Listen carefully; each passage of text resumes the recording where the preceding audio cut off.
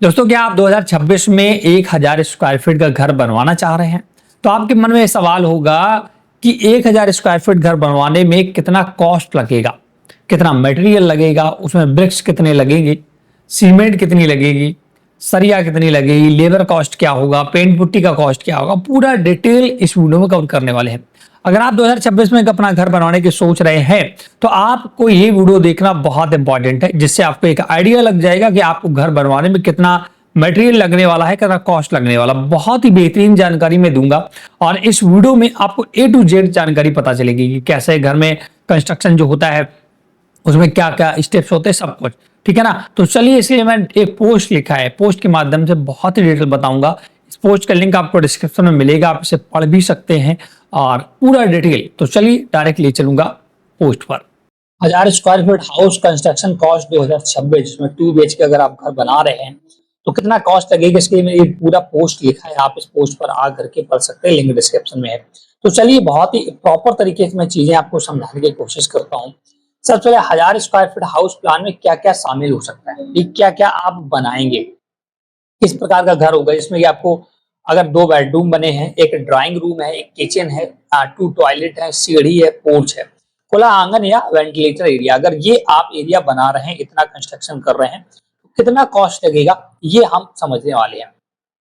तो सबसे पहले सामग्री की बात करेंगे। एक एक सीमेंट आपका कितना लगेगा, इसके लिए देख सकते हैं 1000 स्क्वायर फीट में लगभग आपका 280 बैग तक का सीमेंट लग सकता है। 220 से लेकर के 280 बैग आपके सीमेंट के लग सकते हैं अगर 1000 स्क्वायर फीट का पूरा आप कवर कर रहे हैं, जो कि आपकी अगर मौजूदा कीमत के हिसाब से जोड़ेंगे तो 75,000 से लेकर के 95,000 रुपए तक का आपका सीमेंट लग सकता है। वहीं सेकेंड मटेरियल आता है सरिया, जैसे स्टील बोलते हैं। Steel quantity for house construction सामान्यतः 2.5 से 3.2 टन तक हो सकती है। समझ गए? 2.5 से लेकर 3.2 टन तक आपकी सरिया लग सकती है, जिसमें अनुमानित खर्च लगभग 1.4 लाख से लेकर के 2 लाख रुपए के बीच आ सकता है। ठीक है।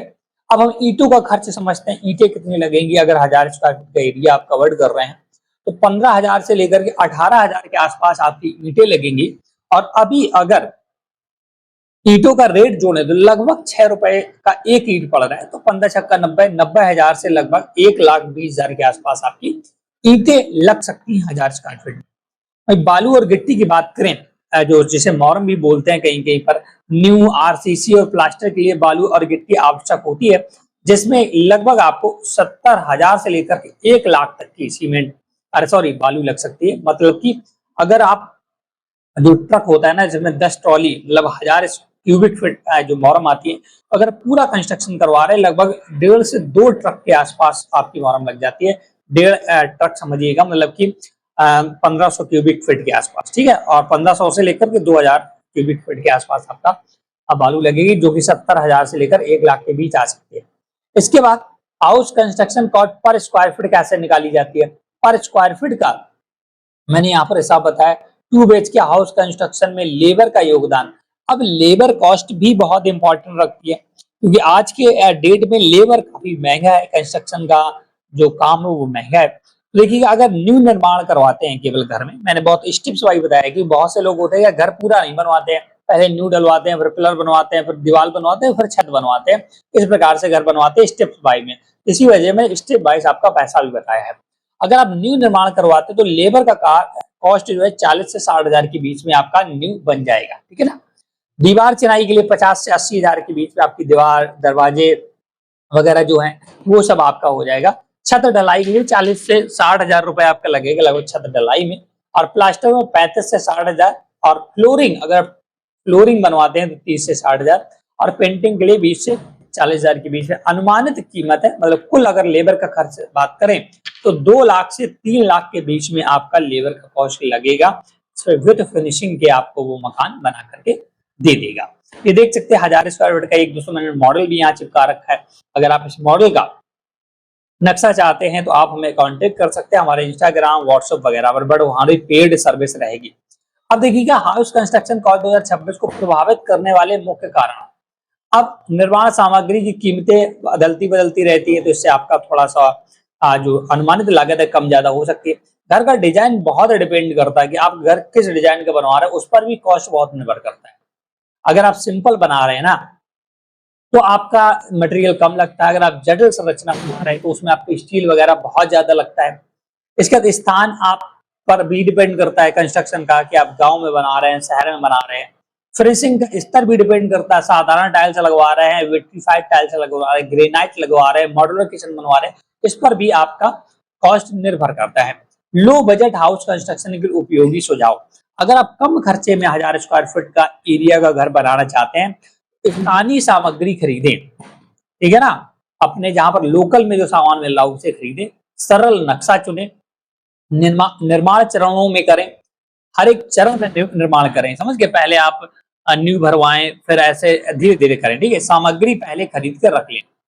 हाउस कंस्ट्रक्शन बजट कैसे तैयार करें, देखिए बजट आपके लिए कैसे रखना चाहिए। सामग्री के लिए अगर आपके पास 5 लाख रुपए है तो उसका 65% आप सामग्री के लिए, 25% मजदूर के लिए, 7% फिनिशिंग के लिए, अन्य खर्च 3%, इस प्रकार से आप सामग्री का पूरा डिटेल कर सकते हैं।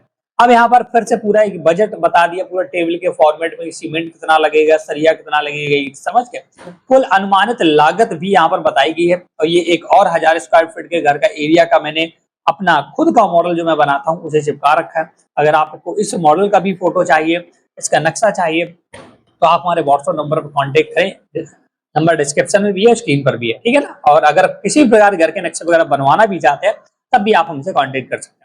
अब कैलकुलेटर भी यहाँ पर समझाया गया, पूरा डिटेल मैंने यहाँ पर समझा दिया है और सब कुछ समझा दिया है।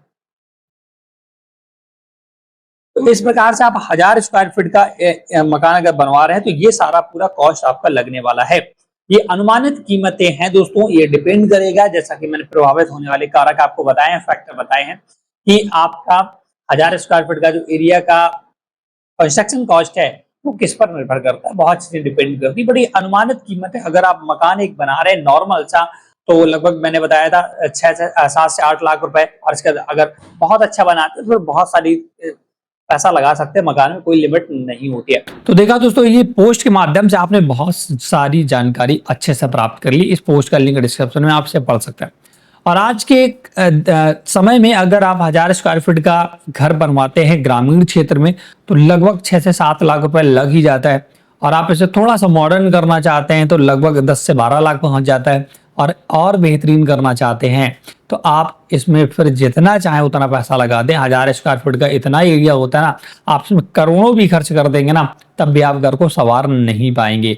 घर को बहुत ज्यादा पैसा मांगते हैं, बट एक बेसिक स्ट्रक्चर वगैरह जो नॉर्मल रहने योग्य मकान होता है 6 से 7 लाख रुपए में आप आसानी से 1000 स्क्वायर फीट ग्रामीण क्षेत्र में बना सकते हैं। शहरों में थोड़ा ये महंगा हो जाता है क्योंकि मटेरियल कॉस्ट बढ़ जाता है, लेबर कॉस्ट बढ़ जाता है। तो इस आधार पर 1000 स्क्वायर फीट के एरिया में मकान आपने कैसा, कितना का कॉस्ट लगेगा, कितने आप मटेरियल्स लगेंगे, ब्रिक, सीमेंट, सरिया, सब कुछ समझ लिया। इस वीडियो में इतना ही। वीडियो अगर आपको हमारा पसंद आया हो तो चैनल स्मॉल हाउस प्लान को सब्सक्राइब कर लें, साथ साथ वीडियो को लाइक शेयर जरूर कर दें। Thanks for watching.